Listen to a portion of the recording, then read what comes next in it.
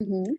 Hi guys, I want to open my interview today with one of my favorite quotes. You've been criticizing yourself for years and it hasn't worked. Try approving yourself and see what happens, Louise Hay. Therefore, I'm super excited today because I'm with this special guest. Angeli has been battling with her body image for years. She's been struggling to try to lose weight and she's been trying all sort of diet, but still not satisfied with her weight. One day she's come to realize that it has nothing to do with her external factors, but her inner world. She started to accept her body, love the way her body is. Slowly, she started to see some amazing changes on her body and become happier. Angeli is a Yoga Alliance registered international teacher training and the author of the best-selling book on spiritual sexuality, the Intimacy Protocol. For her unique woman empowerment, she is often lovingly addressed as Eve Angelist. She's been helping women heal their body, turbulent relationships, and emotional breakdowns. Without further ado, let's bring her in. Welcome, Angeli. Thank you so much. That was such an extended welcome. Thank you. I feel honored. My pleasure. How are you today? Very well. Doing great. That's good. It's been a while because we used to work together, right? But since Yes. the COVID situation. Okay. So before we dive in our interview today, can you take us back when you were, like struggling with with your body image? What was it feels like, and how did you overcome it? Mm. Okay, let's go back to when I moved to Thailand.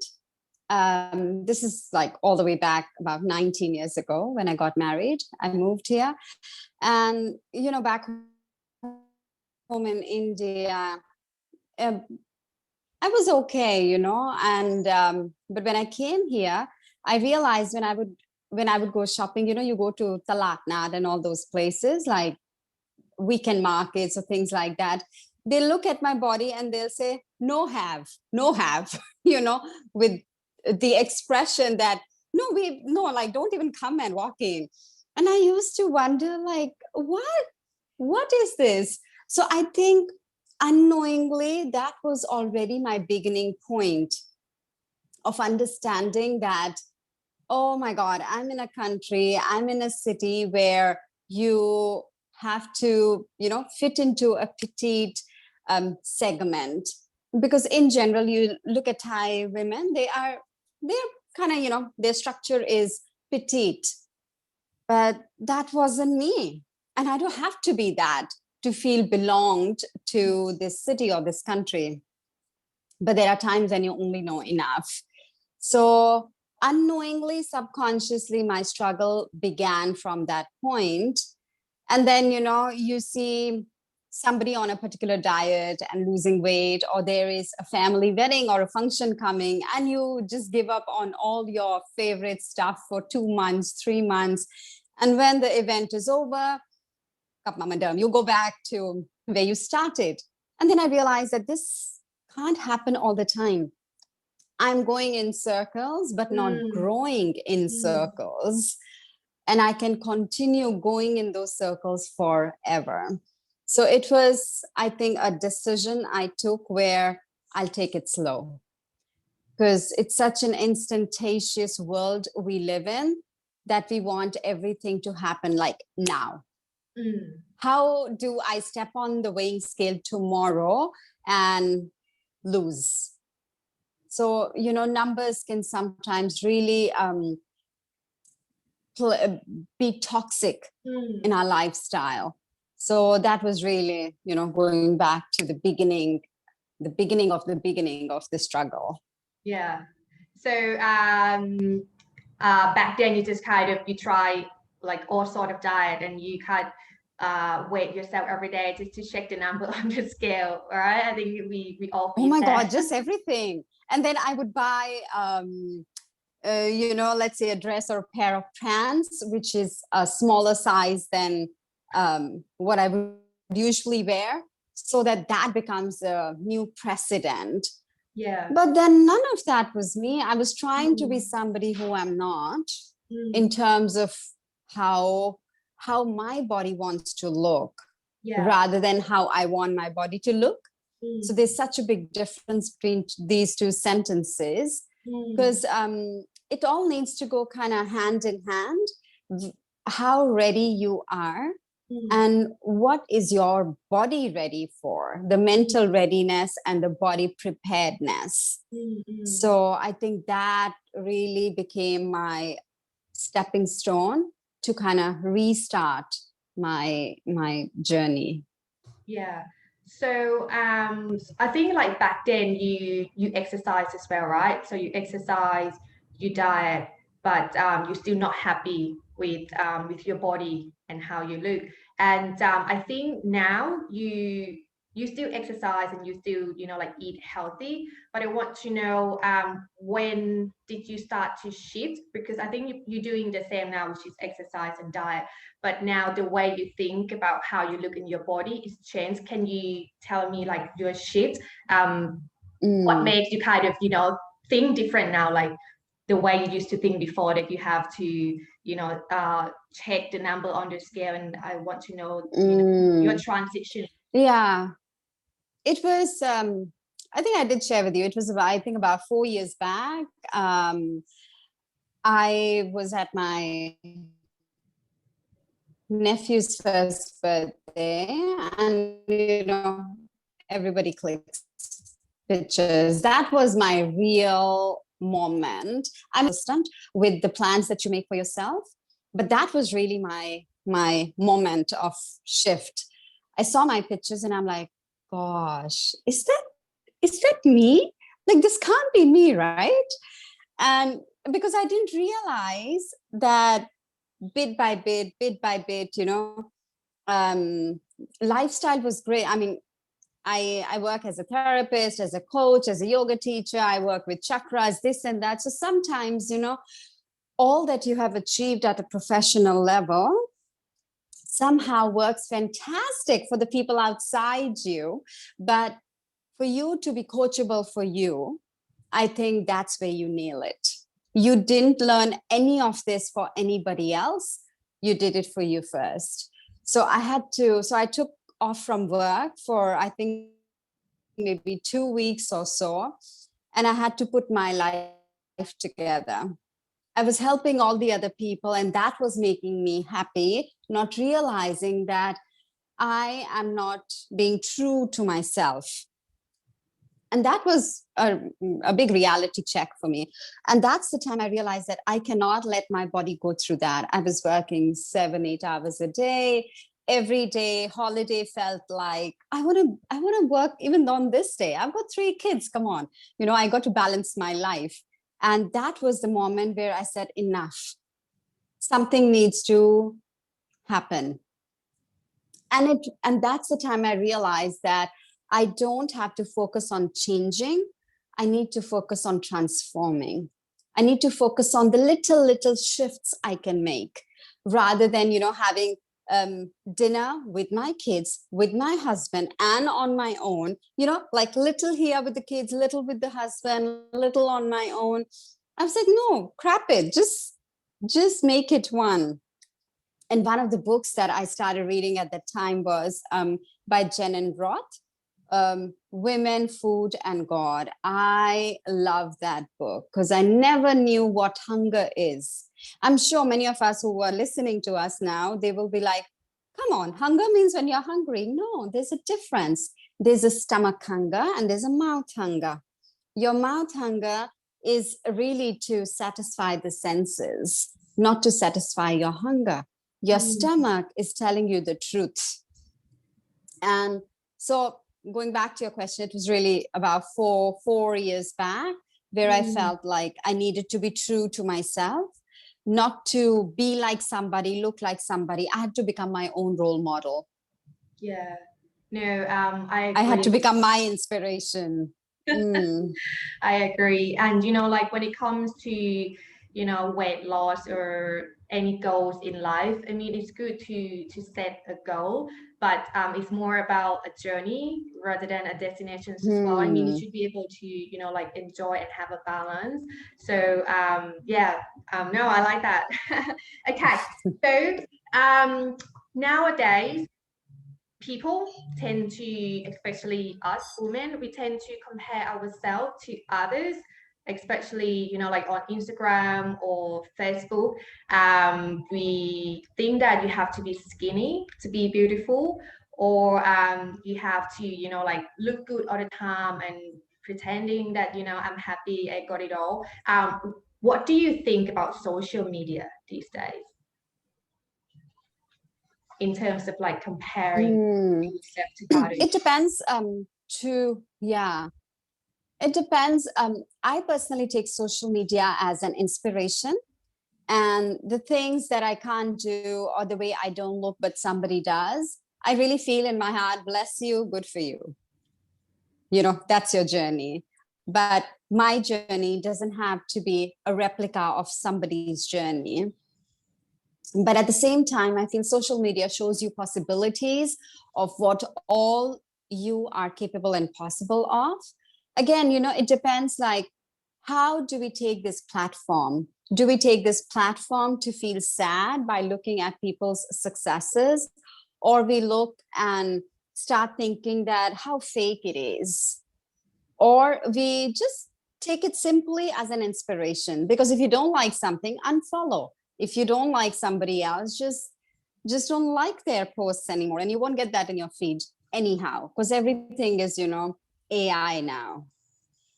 So to me, it's really about inspiration, that where you are is wonderful, celebrate that space, but at the same time, there is so much more possible. Like lately, about 3 to 4 weeks back, I started biking, and it's amazing. I'm going every day, and it's a 23K every single day. And you can't just say that, I'll go today. It requires a little bit of mental readiness. And then social media, who in touch with certain books and some recommendations, like which is the right way to bike, which bike should I be buying, which is the right way to bike when it gets more windy. So I feel it's so subjective how you take social media at a personal level. To me, honestly, it's inspiring. Yeah, Mm-hmm. because I used to have this client, and she came to me and she said, "Oh, like they have a look at this photo, like an influencer or a model on Instagram, and like, that person looks so good." And then sometimes she said it's kind of, I think it's like give her a pressure that, like, Intimidating, yeah. yeah, like I have Mm. to, I have to look that good otherwise, and I think it's kind of like I used to be one, just like I can't help it sometimes when you kind of scrolling on Mm. social media and you just, you get sucked in and you just keep comparing yourself to others.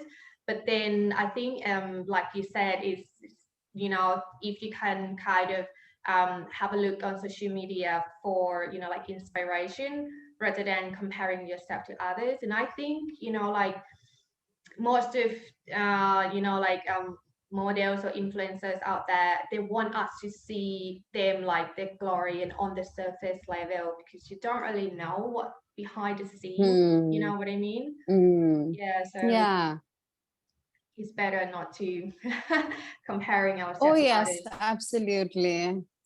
And nobody is going to show you the top, the side where it's really not a good day or a great day. Not everybody does that. It's like you cried half an hour back, and then you are all decked up on social media after 30 minutes. But it's really, it's you're watching you first before anybody's watching you. So it doesn't matter what you see on social media. and you see some people are like 24/7 happy people, it's okay, happy for you, bless you. But really, you got to go back to yourself and you need to see, how do I wish to use this platform for me? Rather than what is being shown to me, how do I create my narrative to look at social media? Because I mean, you can criticize anything. You can even criticize people who are all organic, or people who are vegan, or people who don't use brands at all, and they are all about like using 100% cotton. But there's goodness in everybody, and everything that is offered to us. So whatever that passes through your eyes, through your vision, find a way to admire it. Yeah. And okay, I like this question. What is your definition of beautiful?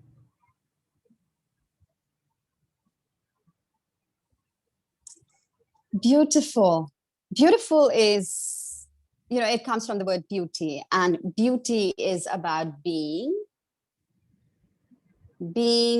human first, and then once we are truly human, we can activate the angel element inside us. So I feel when I talk about beauty or beautiful, to me, even the ugly is beautiful. And to me, beautiful means how do I scoop out the diamond from even the worst of the situations? That's more beautiful than what you see beautiful as beautiful is. Because seeing the beautiful in the ugly, seeing the beautiful in the dark is beautiful. Because what's already beautiful, the whole world is admiring that. But how do I look at the dark and the deep and the not so beautiful as beautiful? That's beautiful. So the days that I'm feeling down, the days I'm not up to it, the days I'm not my 100%, I feel more beautiful those days than I do on days when I am a 10 on 10. I like it.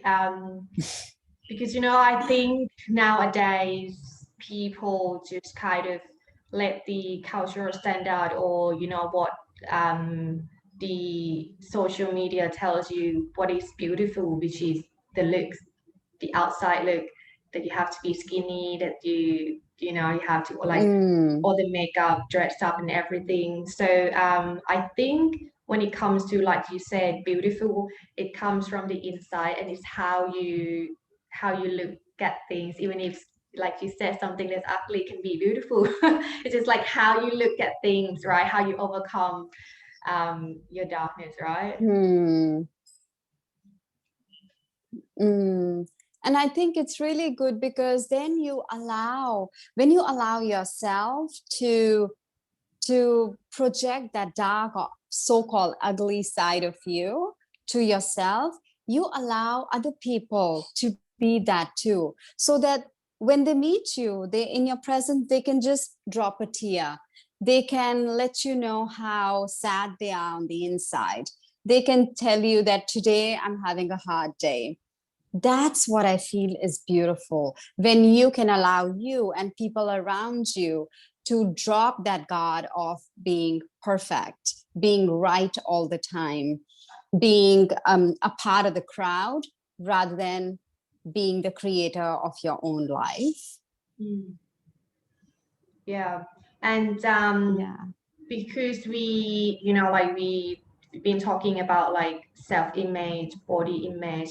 So are you saying that we should be like, be true to ourselves, be authentic to ourselves, and just don't care about what others think, right?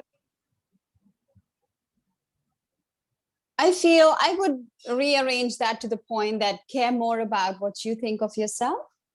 Because when we say that I don't care what others think about myself, there is a sense of the energy is not smooth enough. Why is that even a concept that I am feeding into? So when I care more about me, my concept of what self-image is, it becomes very me. It becomes me. It becomes a part of my. And tomorrow when I wake up and I say, you know what, my self-image means ABC to me. And after 2 days, I can change it. Many times when we define certain things, we find it very difficult to kind of wash that off and recreate another image of self. Again, it's self-image. So who defines and decides that image is the self? It's me, it's myself that defines the image. Again, concepts like self-love, self-care. We say self-love, but we are begging for love from other people. But the essence is within the word self-love. How do I generate that love from myself? Likewise, how do I create that image from myself, for me first? So when I am creating that image of me by myself, I'm also giving myself the freedom of recreating that image. It's like, when you live in a house, you renovate it every couple of years. You buy a car, no matter how, luxurious that car is, that needs to go into a garage. So with all the concepts that we have, we need to re-enter the cosmic garage again and again and again to get the renovation of our mind, body, heart, and soul, and then come back into the real world. So if anything hits you, hurts you tremendously, just go back into the cosmic garage, fine-tune yourself, come back into the real world. And that's where, this concept of meditation, I believe, comes in, because meditation is like stepping into the cosmic garage, letting the cosmos, the universe kind of just, settle you into your own sense of alignment. And then you come back into the real world to be a part of it. Yeah. And then, grow and contribute at the same time. So talking about self-love, I think this is a big one. Do you have any tips or, how to practice self-love? Because I think we hear it all the time, you need to have self-love, but yeah, some tips to practice self-love. First thing is to define what love means, because love is it's not a very tangible emotion. Love is a feeling. It's people think to love, but you got to feel to love. So first, really getting in and understanding, what does it mean to love? Have I ever loved myself enough that I can say I love my love handles, to my cellulites, to my sagging, to my wrinkles, to my silver hair coming? Can I truly love all of that? Because love is about, loving the scars more than the sparkles in your life. To me, that's love. Because if you don't own that, nobody's going to own it for you. Everybody would love you for looking fantastic, but you got to love you for, the moment you jump out of the bed, or the way you look just before you get into your pajamas and get into the bed. That's the physical aspect of it. And then you got to love you for being angry, being sad, being mean, being jealous, being not being honest, being fake, being all of that we've been hiding from the external world. That's love. Because if you have the courage to love all of that, that's love. Because the self has to do that love. That's your story. That's your part. Even when, we blame other people, we find faults in other people, even the traumas that all of us have gone through. Can I love me for that? And I feel the biggest element when it comes to love is being able to forgive. Truly, can I forgive me? And can I forgive everybody in that circumstance or situation? Forgiveness is the foundation of love. So if I can forgive, I'm gifted with the miracle of love. I like that.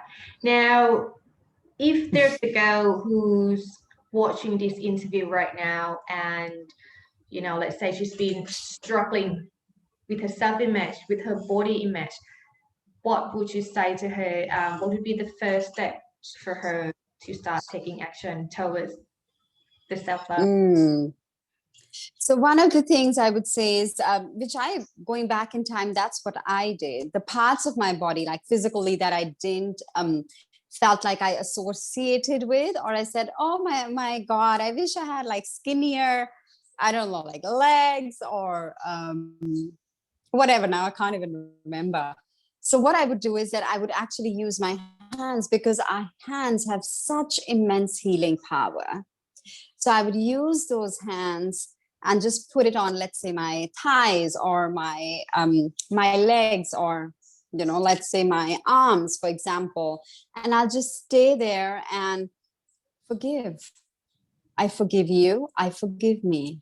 I forgive you. I forgive me. Till there were times I would burst out in tears, because I had actually broken that I felt was my protection. And then, because when tears come out, that's like the river. I feel tears are like a river. They will wash away everything that is limiting you to become one with the unlimited. And I would just sit and soak myself, my t-shirt, in tears, and I'm like, I forgive you, I forgive me. How? Because think of everything that you don't love about yourself as a family member. So your arms, your knees, your legs, everything that you don't love is like a family member. And you're telling that family member, oh my God, you look horrible. I don't like you. I wish you looked like this one's arms or this one's legs, or I wish my legs were any thinner. So much of, like, you don't belong to me. As if you're telling a family member, you don't belong to me. That is what we do with our body. Our body is whole. It's holistic, but we look at it in pieces, in parts. So if I love my eyes, what can I do to love my legs the same way that I love my eyes? Because once you ask yourself a good question, you will get a good answer. So first thing is, do a body scan, see what is it that you truly love about yourself. It could be the shape of your eyebrows, your eyes, your jawline, your collarbones. It could be your fingers, your nails, your hands, the texture of your hair. And then that becomes the precedent to then love what you don't like at all in your body. Because that is where you need to come to an equilibrium, to a mental state of neutrality, where just as much as you love something in your body, how can you do that same and treat that other part of your body exact the same way? And once you start feeding and injecting into that emotion, you will notice that automatically that part of your body begins to, form a certain shape. And in no time, without much effort, you'll be like, oh gosh, how did this even happen? You don't even realize it, how that happened. So I hope, this tip somehow helps and facilitates. Yes, this is beautiful. Okay, Angeli, before we wrap up, do you have any last message to our audience? Anything that you want to say before we wrap up today? Yeah, the one thing that spontaneously comes to me is spend time with your thoughts. Really spend time with your thoughts, because your thoughts are very transformative. And at the same time, they can be very traumatic. So you got to choose.